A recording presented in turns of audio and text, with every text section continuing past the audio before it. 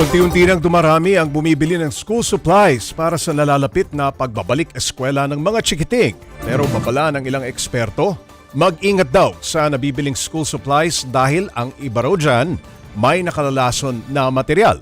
Para bigyan ng mukha ang balita, Mobile Journal Ivan Tarinque. Ilang linggo pa bago ang pagbubukas ng klase, maaga nang nagsisimulang mamili ng school supplies ang ilang magulang para maiwasan ang mahabang pila sa mga susunod na araw. Sa tindahan ng school supplies na ito sa Marikina, naabutan ko si Tatay Vian Valencia na bumibili ng mga kailangan ng kanyang anak. Naglaan siya ng halos 1,000 piso para sa mga gamit pang eskwela ng kanyang anak ngayong pasukan. Ito yung message sa GC ng gamit kaya. Iuna ko na po para wala na po problema. Ayon sa mga tindahan, sa unang linggo pa ng Hunyo inaasahan ang pagdagsa ng mga mamimili. Stable din naman daw sa ngayon ang presyo ng mga pangunahing school supplies. Ang notebook ay mabibili sa halagang 20 piso bawat isa. 20 piso naman ang isang kahon ng krayon, 13 pesos ang lapis, at 7 piso ang mga ballpen. Yung iba naman, bumibili na sila ngayon kasi ayaw nilang makipagsabayan sa karamihan. Gusto nila, ang paglapit nila, kumpleto na sila para hindi na sila palipat-lipat na. Pero kasabay ng paghahanda para sa balik eskwela, nagbabala ang watchdog group na Ban Toxics matapos silang makapag-monitor ng ilang school supplies na posibleng may taglay na lead, cadmium at phthalates. Kabilang sa mga na-monitor nilang produkto ang ilang school bags, lunchbox, water containers, pencil cases at iba pang plastic school items. Ayon sa grupo, mahalagang suriin mabuti ang mga label, impormasyon ng produkto at mga materyales na ginamit sa mga biniling gamit pang eskwela. Hindi po porke mura ay tatangkilikin na po kagad natin. Mainam po talaga na binabasa natin, hanapin po kagad natin yung mga product information o yung mga label ng ating bibiling mga school supplies. Pinaalalahanan din ng mga magulang na iwasan mga produktong walang label o impormasyon tungkol sa pinagmulan at manufacture ng mga ito.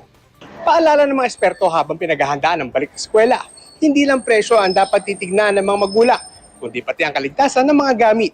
Mga kapatid, Mobile Journal Ivan Tarinque po, hatid ang mukha ng balita. Pag-usapan pa natin ang bentahan ng school supplies kasama si Mobile Journal Ivan Tarinque. Ivan, anong label ba ang i-check para malaman kung safe ang mga binibiling mga school supplies na baka merong nakasasamang mga materyales? Unang-una, Pops, tignan daw kung saan manufacture itong bagay na to. No? Kunyari, yung plastic, kung saan pambansa galing. Isa rin daw yun doon sa telltale signs kung baka possibility na magkaroon ng mga toxic na chemicals yung paggawa ng materials ito. No? Anong bansa halimbawa?